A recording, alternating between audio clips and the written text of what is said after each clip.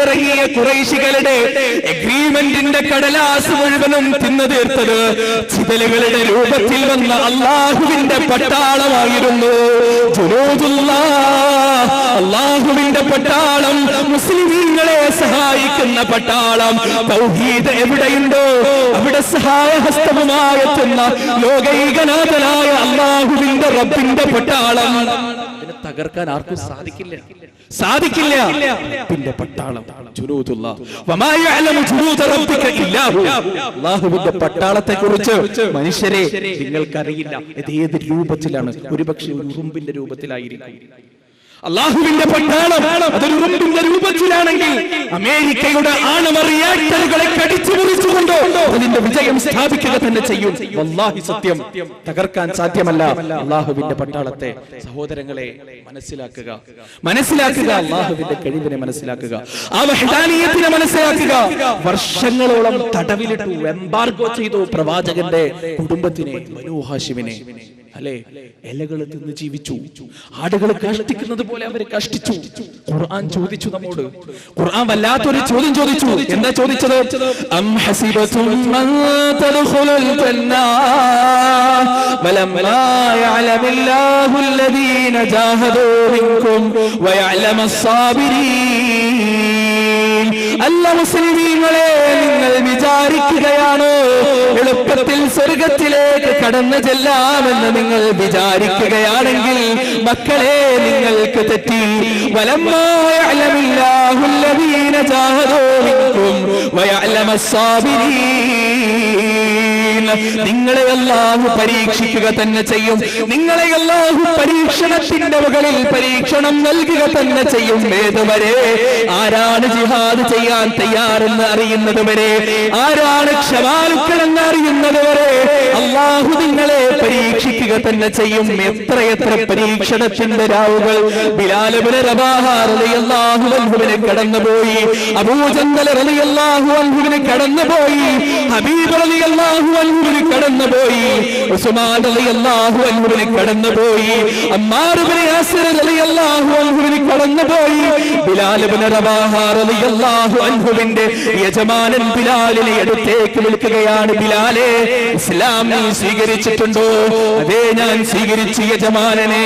ലാ ഇലാഹ ഇല്ലല്ലാഹ്, അല്ലാഹുവിനെ അല്ലാതെ ആരാധിക്കാൻ പാടില്ല. എന്റെ മനസ്സിൽ ലാത്തയില്ല, ഉസ്സയില്ല, മനാത്തയില്ല, ഹബ്ലയില്ല, ആരോരുമില്ല, അല്ലാഹു മാത്രമാണ് എന്റെ മനസ്സിൽ. ബിലാലിനെ മരുഭൂമിയിലേക്ക് വലിച്ചിയച്ചു. ബിലാലിന്റെ കറുത്ത ശരീരത്തിൽ ചാട്ടവാറുകൊണ്ട് തുരുതുരാടിച്ചു. ബിലാലിന്റെ നെഞ്ചത്തേക്ക് ഭാരമുള്ള കല്ലുകൾ കയറ്റി വെച്ചു. ബിലാലിന്റെ രണ്ട് കാലുകളിലും ശക്തരായ ഒട്ടകങ്ങളെ കെട്ടിയിട്ടുകൊണ്ട് വിപരീത ദിശയിലേക്ക് നയിച്ചു. വേദന കൊണ്ട് പുളയുന്ന ബിലാലിന്റെ ശരീരത്തിലേക്ക് ആവർത്തിച്ചാവർത്തിച്ച് പ്രഹരമേൽപ്പിച്ചിട്ട് പോലും കറുത്തവനായ വിരൂപിയായ ബിലാൽ ഇബ്നു റബാഹ റളിയല്ലാഹു അൻഹുവിന്റെ നാവുകൾ ഉച്ചരിച്ച മന്ത്രം എന്താണെന്നറിയുമോ? ലാ ഇലാഹ ഇല്ലല്ലാഹ്. കഅബ ശരീഫിന്റെ പരിശുദ്ധമായ കഅബ ശരീഫിന്റെ നാഥനെ മാത്രമേ ഞാൻ ആരാധിക്കുകയുള്ളൂ. ലാ ഇലാഹ ഇല്ലല്ലാഹ്, അവനല്ലാതെ മറ്റൊരാരാധന എനിക്കില്ല. എന്തൊരു സുന്ദരമായ വചനം! ചാട്ടവാറിനെ തകർക്കാൻ സാധിക്കാത്ത തൗഹീദ്, പാറക്കല്ലുകൾക്ക് തകർക്കാൻ സാധിക്കാത്ത തൗഹീദ്, ആക്രോശങ്ങൾക്ക് തകർക്കാൻ സാധിക്കാത്ത തൗഹീദ്, അധികാരത്തിന്റെ ചങ്ങലകൾക്ക് തകർക്കാൻ സാധിക്കാത്ത തൗഹീദ്. സുമയ്യ റളിയല്ലാഹു അൻഹുവിനെയും അമ്മാർ ഇബ്നു യാസിറിനെയും ഒരുമിച്ച് കെട്ടിയിട്ടു. അമ്മാറിന്റെ ഉമ്മയാണ് സുമയ്യ റളിയല്ലാഹു അൻഹ. അമ്മാറിന്റെ മുന്നിൽ വെച്ച് സുമയ്യയെ ക്രൂരമായി മർദ്ദിക്കുകയാണ്.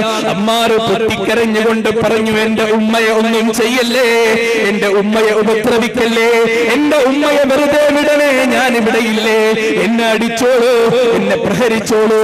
ആ അമ്മാറിന്റെ മുന്നിൽ വെച്ച് തന്നെ സുമയ്യ റളിയല്ലാഹു അൻഹയുടെ ഗുഹ്യസ്ഥാനത്തേക്ക് കുന്തമിറക്കിക്കൊണ്ട് കൊന്നുകളയുകയാണ്.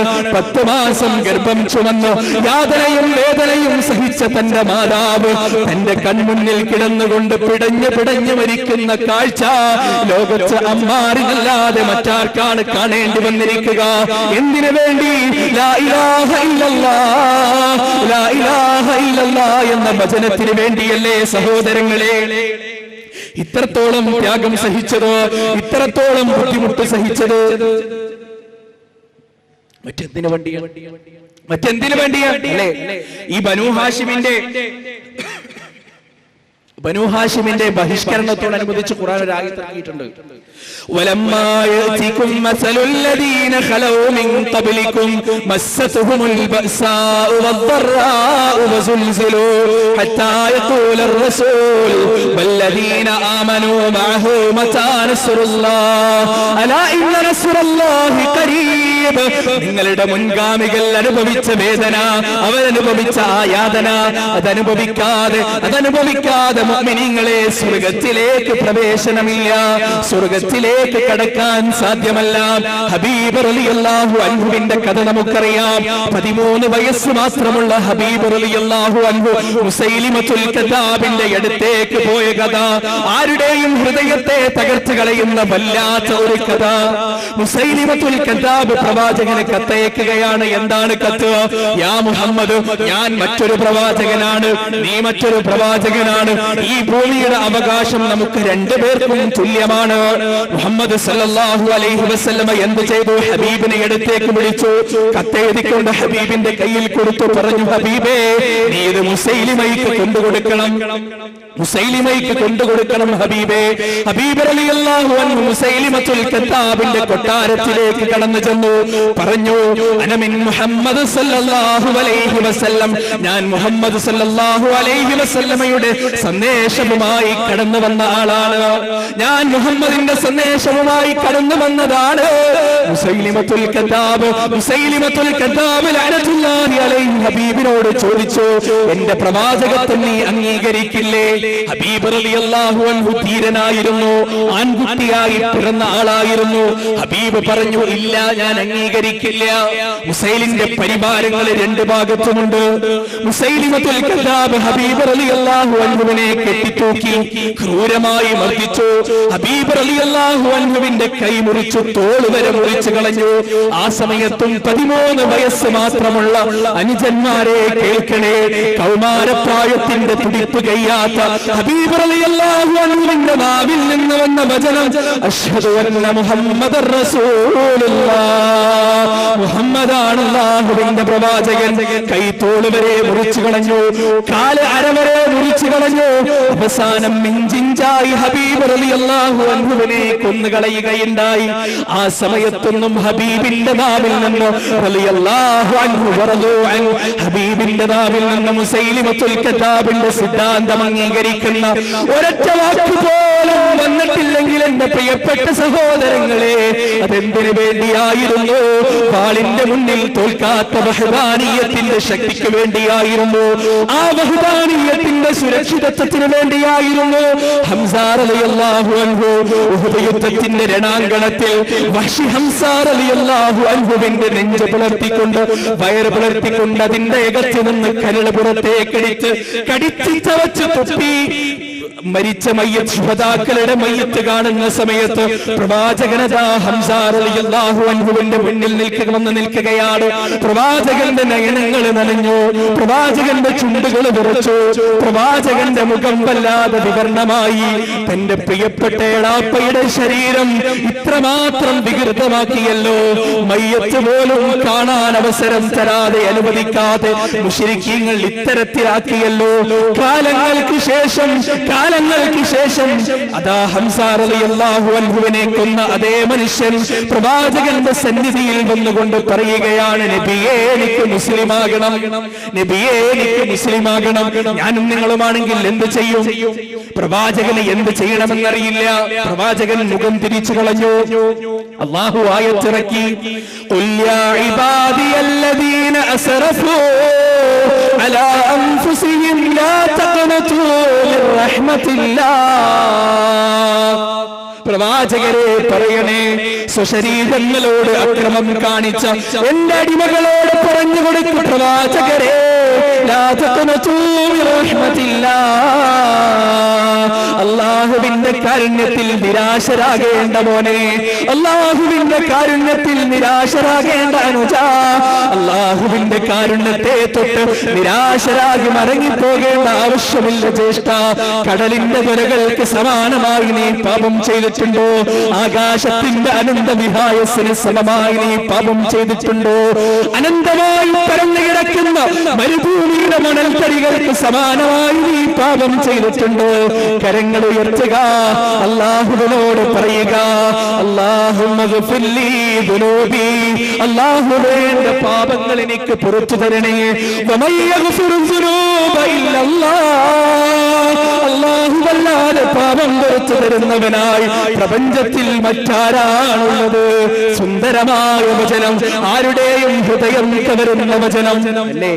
തിരിച്ചു പോകാം നമുക്ക് തൗഹീദിലേക്ക്, തിരിച്ചു പോകാം നമുക്ക് തൗഹീദിലേക്ക്, പശ്ചാത്താപത്തിലേക്ക്. ഹംസ റളിയല്ലാഹു അൻഹു ജീവൻ കൊടുത്ത തൗഹീദ്, ഹബീബ് റളിയല്ലാഹു അൻഹു ജീവൻ കൊടുത്ത തൗഹീദ്, ഖാലിദ് ഇബ്നു വലീദ് റളിയല്ലാഹു അൻഹു ജീവൻ കൊടുത്ത തൗഹീദ്. ആരാണ് ഖാലിദ് ഇബ്നു വലീദ് റളിയല്ലാഹു അൻഹു? ആരാണ് ഖാലിദ് ഇബ്നു വലീദ് റളിയല്ലാഹു അൻഹു? ഖാലിദ് ഇബ്നു വലീദ് റളിയല്ലാഹു അൻഹു മരിച്ചുകൊണ്ട് മയ്യത്ത് കട്ടിൽ കൊണ്ടുപോകുന്ന സമയം വൃദ്ധയായ ഖാലിദ് റളിയല്ലാഹു അൻഹുവിന്റെ മാതാവ് ആ മയ്യത്ത് കട്ടിലേക്ക് നോക്കിക്കൊണ്ട് പാട്ടുപാടി. എന്താണ് പാട്ടെന്നറിയുമോ? ഖാലിദേ പൊന്നുമോനെ, ഖാലിദേ പൊന്നുമോനെ, നിന്റെ കുതിരക്കുളമ്പടി ശബ്ദം കേട്ടുകൊണ്ട് കോരിത്തരിക്കാത്ത ഒരു പുൽക്കടി പോലും ഇറാഖിന്റെ മണ്ണിലില്ല. നിന്റെ പാദസരങ്ങളുടെ അനക്കങ്ങൾ കേട്ടുകൊണ്ട് സ്തബ്ധമാകാത്ത ഒരു മണൽത്തരി പോലും സൗദി അറേബ്യൻ മണ്ണിലില്ല. നിന്റെ വാളുകൾ കൊണ്ട് സുരക്ഷിതരായ ആയിരക്കണക്കിന് അനാഥത്വത്തിന്റെ പ്രതീകങ്ങളുണ്ട് ഇവിടെ.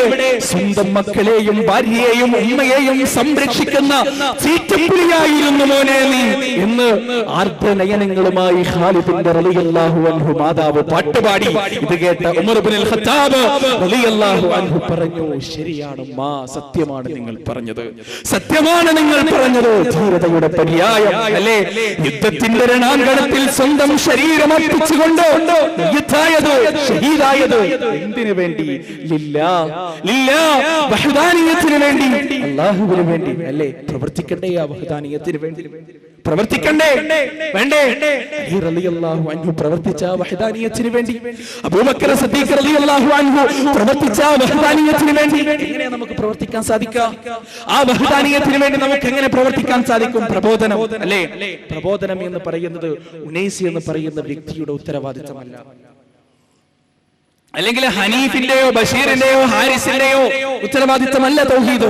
പിന്നെ തൗഹീദ് ബല്ലിഗു അന്നി വലൗ ആയ, എന്നിൽ നിന്ന് ഒരു ആയത്താണെങ്കിലും അത് നിങ്ങൾക്ക് മറ്റുള്ളവർക്ക് എത്തിച്ചു കൊടുക്കണം എന്ന പ്രവാചകന്റെ വചനം. പ്രബോധനം നെഞ്ചോട് ചേർക്കുക, ധർമ്മത്തിനെതിരെ ധർമ്മത്തിന് വേണ്ടി ശബ്ദിക്കുക, അധർമ്മത്തിനെതിരെ പോരാടുക. ഇതാണ് ഒരു മുസ്ലിമിന്റെ കടമ അല്ലേ? ഒരു മുസ്ലിമിന്റെ കടമ അതാണ്.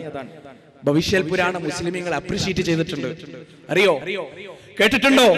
ഭവിഷ്യൽ പുരാണം മുസ്ലിമീങ്ങളെ അഭിനന്ദിച്ചിട്ടുണ്ട്. എന്താണെന്നറിയോ?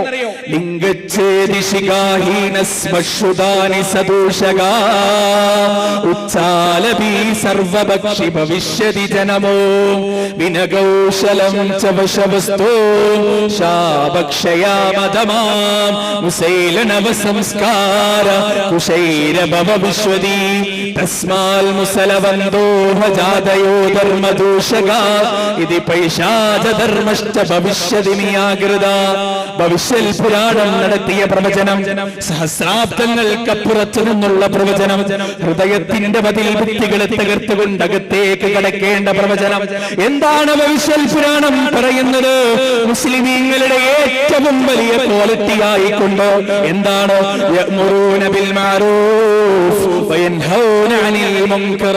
ഭവിഷ്യൽ പുരാണം പറഞ്ഞതും അതാണ്, ഖുർആൻ ഉപദേശിക്കുന്നതും അതാണ്.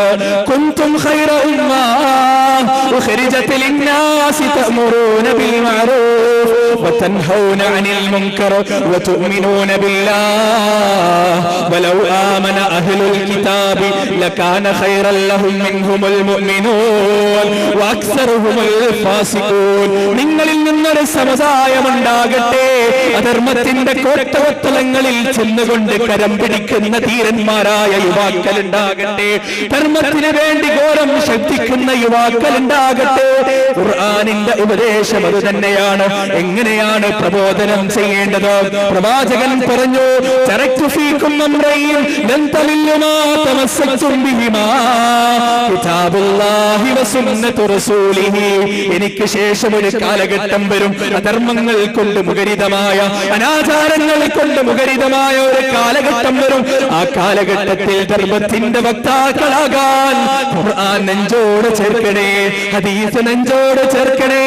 മാലക്കിതാബുകളല്ല, കാളക്കിതാബുകളല്ല, മൗലീദിന്റെ ഗ്രന്ഥങ്ങളല്ല, കുതുബിയത്തിന്റെ ഗ്രന്ഥങ്ങളല്ല. ഖുർആൻ നെഞ്ചോട് ചേർത്ത് പിടിക്കണേ, ഹദീസിന്റെ വചനങ്ങൾ നെഞ്ചോട് ചേർത്ത് പിടിക്കണേ. ഏതൊരു ഖുർആനാണോ ഉമർ ഇബ്നുൽ ഖത്താബ് റളിയല്ലാഹു അൻഹുവിന്റെ ഹൃദയത്തെ വേദിച്ചുകൊണ്ട് അകത്തേക്ക് കിടന്നത്? ആരായിരുന്നു ഉമർ റളിയല്ലാഹു അൻഹു? ഉമർ റളിയല്ലാഹു അൻഹുവിന് കള്ളുകുടിയന്മാരായ ഒരുപാട് കൂട്ടുകാരുണ്ടായിരുന്നു.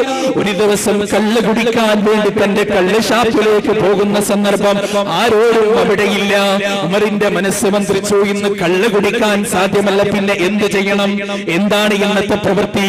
കഅബ ശരീഫിൽ പോയിക്കൊണ്ടൊരു പുണ്യം ചെയ്യാം, കഅബയെ തവാഫ് ചെയ്യാം.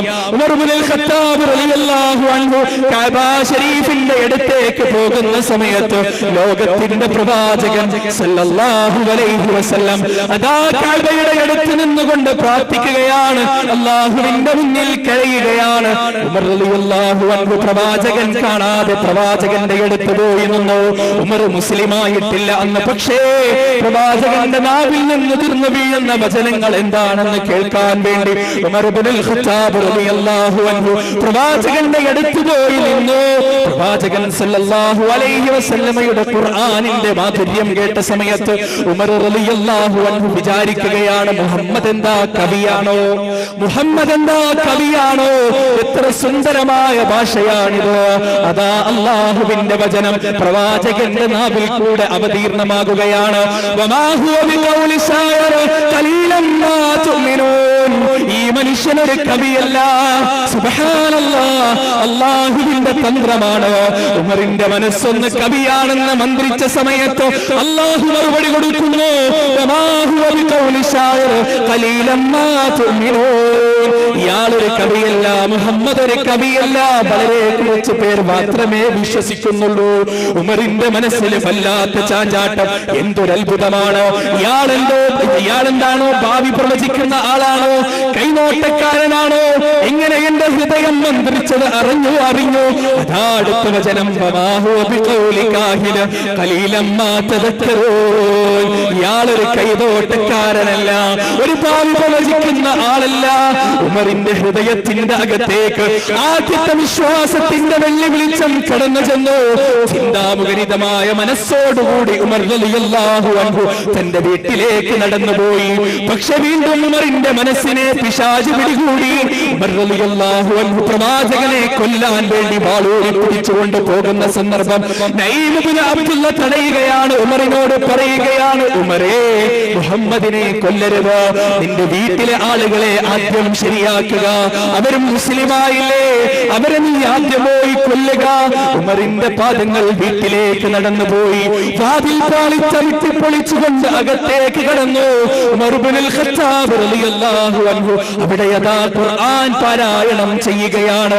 ഉമർ ആഞ്ഞടിച്ചു, ഫാത്തിമ എന്ന തന്റെ പെങ്ങളുടെ ഭർത്താവിന്റെ മുഖത്തേക്ക് മുഖം പൊട്ടിക്കൊണ്ട് ചോരയൊലിച്ചു. ആ സമയത്ത് ഫാത്തിമ റളിയല്ലാഹു അൻഹു ഒരു സിംഹിയെ പോലെ ചാടി വന്നുകൊണ്ട് ഉമറിനോട് പറഞ്ഞു, അല്ലാഹുവിന്റെ ശത്രുവേ, എന്തിനു വേണ്ടിയാണ് നീ ഞങ്ങളെ ആക്രമിക്കുന്നത്? ഇസ്ലാം സ്വീകരിച്ചതിന് വേണ്ടിയാണോ? ഉമർ ഇബ്നുൽ ഖത്താബ് റളിയല്ലാഹു അൻഹുവിന്റെ മനസ്സൊന്ന് പതറി. എന്ത്, ഇതുവരെ എന്നോടൊരു വാക്ക് പോലും പറയാത്ത എന്റെ പ്രിയപ്പെട്ട പെണ്ണളിതാ എന്നോട് ആക്രോശിക്കാൻ മാത്രം ധൈര്യം കാണിക്കുന്നു. എവിടെന്ന് കിട്ടി ധീരത? എവിടെന്ന് കിട്ടി സ്ഥൈര്യം? ഉമർ പറഞ്ഞു, ആ ഖുർആനൊന്ന് എനിക്ക് തരണേ, ഞാനൊന്ന് വായിച്ചു നോക്കട്ടെ. ഫാത്തിമ പറഞ്ഞു, ഇല്ല ഉമരേ, കുളിച്ചു വരിക, കുളിച്ച് വൃത്തിയായി വരിക. ഉമർ ഇബ്നുൽ ഖത്താബ് റളിയല്ലാഹു അൻഹു കുളിച്ചു വന്നു. ഖുർആനിന്റെ വചനങ്ങൾ ഓതി കേൾപ്പിക്കപ്പെട്ടു.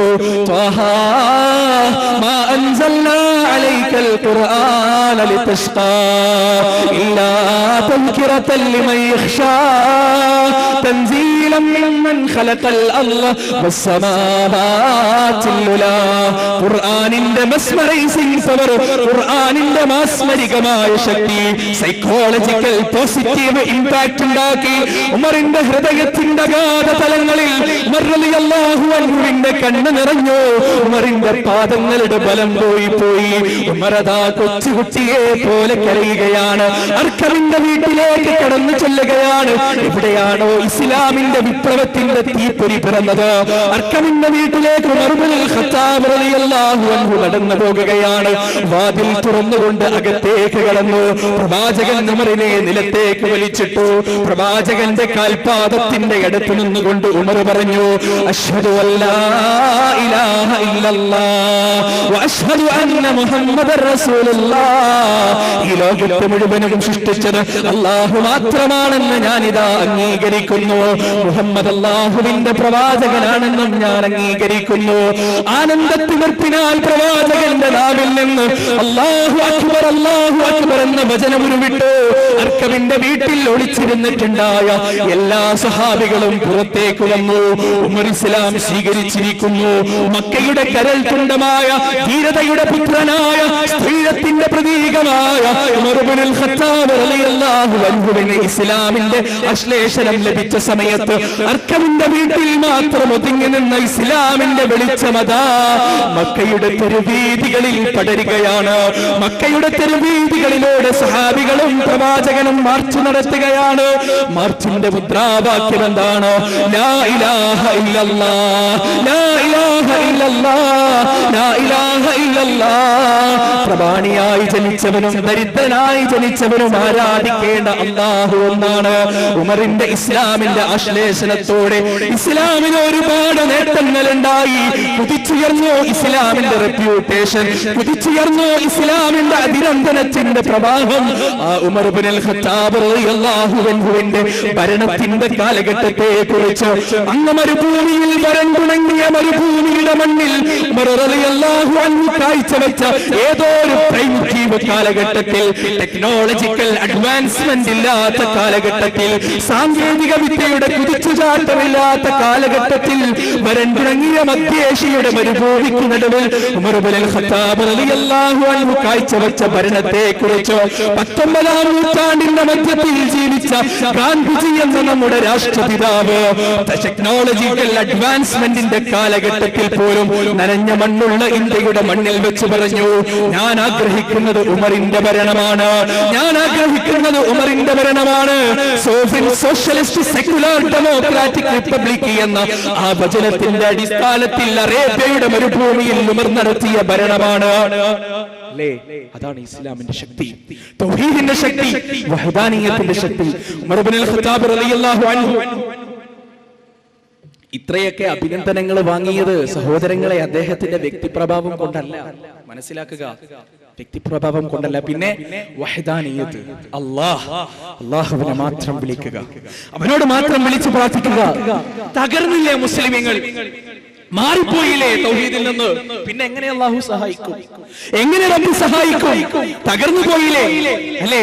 സഹോദരങ്ങളെ, ഒരു വേളയൊന്ന് ഓർക്കുക, ആ ഉമറിന്റെ തൗഹീദിലേക്ക് നമുക്ക് വീണ്ടും ചേക്കേറാം.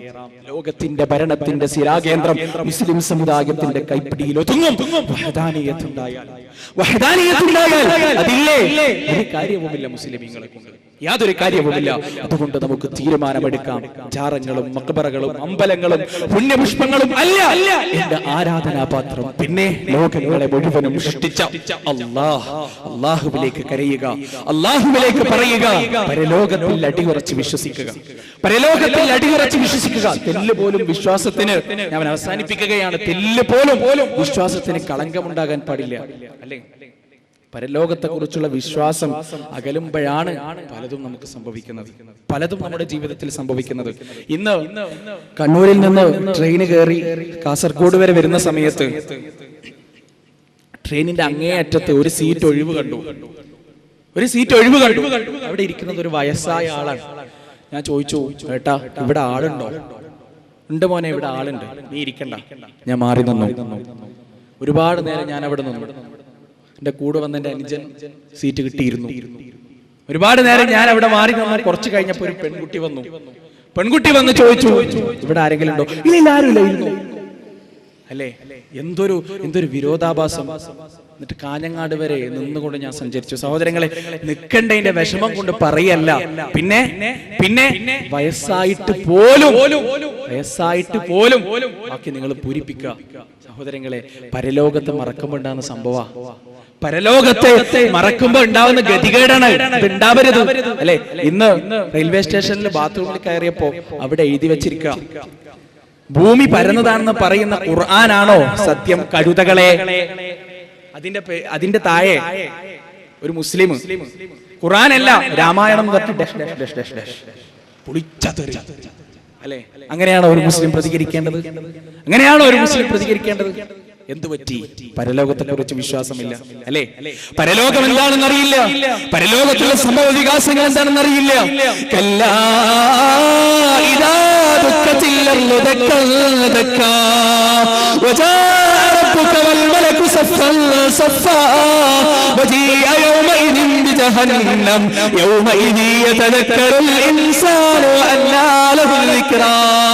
يقول يا ليتني قدمت لحياتي فيومئذ لا يعذب عذابه أحد ولا يوثق وثاقه أحد.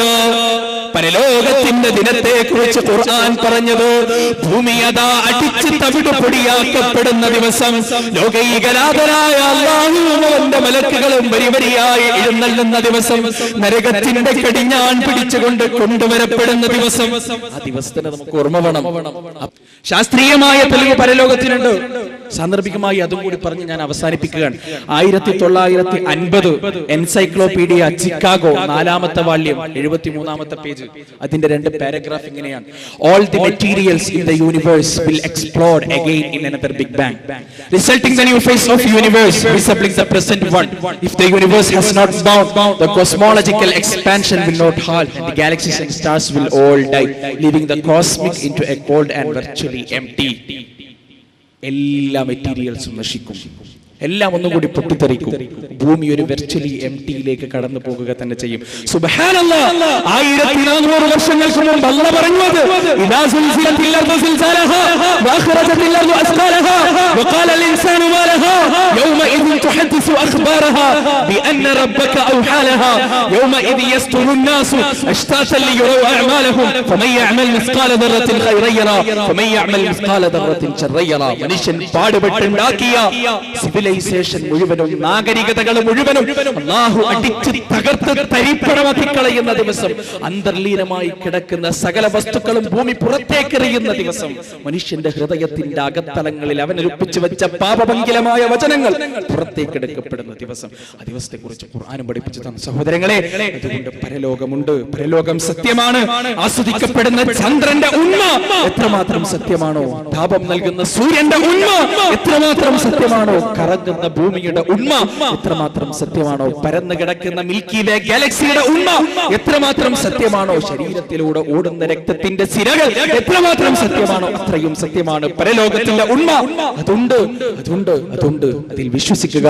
അല്ലാഹു സുബ്ഹാനഹു വ തആല അതിന് നമുക്ക് തൗഫീഖ് നൽകുമാറാകട്ടെ. അതുപോലെ പ്രത്യേകം ഉണർത്താനുള്ളത്, ഈ ഉള്ളവന്റെ സംസാരത്തിൽ എന്തെങ്കിലും മാനുഷികമായ അബദ്ധങ്ങൾ സംഭവിച്ചിട്ടുണ്ടെങ്കിൽ അത് ക്ലിപ്പിട്ട് കുഴപ്പാക്കേണ്ട ആവശ്യമില്ല, വ്യക്തിപരമായി തിരുത്താം. അതേപോലെ ഇനി ഈ ഇവിടെ വെച്ചത് ആർക്കും മറുപടി പറയാനല്ല ഇവിടെ പരിപാടി വെച്ചത്, ജനങ്ങൾക്ക് ദീന് പറഞ്ഞു കൊടുക്കാൻ വേണ്ടിയാണ്. ഇനി ചില ആളുകളുടെ ക്ലിപ്പുമായിട്ട് വന്നേക്കാം, വീണ്ടും ഇതിന് മറുപടി. അതിന് ഞങ്ങളുമായിട്ട് യാതൊരു ബന്ധവുമില്ല. ഇതിന്റെ മുമ്പ് ഇവിടെ ഉണ്ടായിട്ടുണ്ട്, ക്ലിപ്പിട്ട് സംസാരിച്ചിട്ടുണ്ട്, അതിൽ കാണിച്ചതൊന്നും ഞങ്ങളുമായിട്ട് യാതൊരു ബന്ധമില്ലാത്തതാണ്. അതുകൊണ്ട് ഇവിടെ പ്രശ്നം ഉണ്ടാക്കാനോ മറുപടി പറയാനോ മറുപടിക്ക് മറുപടിയും ഗണനത്തിന് ഗണനും ഇല്ല. അതിന് ജനങ്ങളെ വെറുപ്പിച്ചുകൊണ്ടും മടുപ്പിച്ചുകൊണ്ടും ഒരു കാര്യം എന്തിനാണ് ദീന് പറയുക, ആരെയും കുറ്റം പറയുക നമ്മുടെ ഉദ്ദേശമല്ല. പിന്നെ അതിന്റെ കാര്യത്തിൽ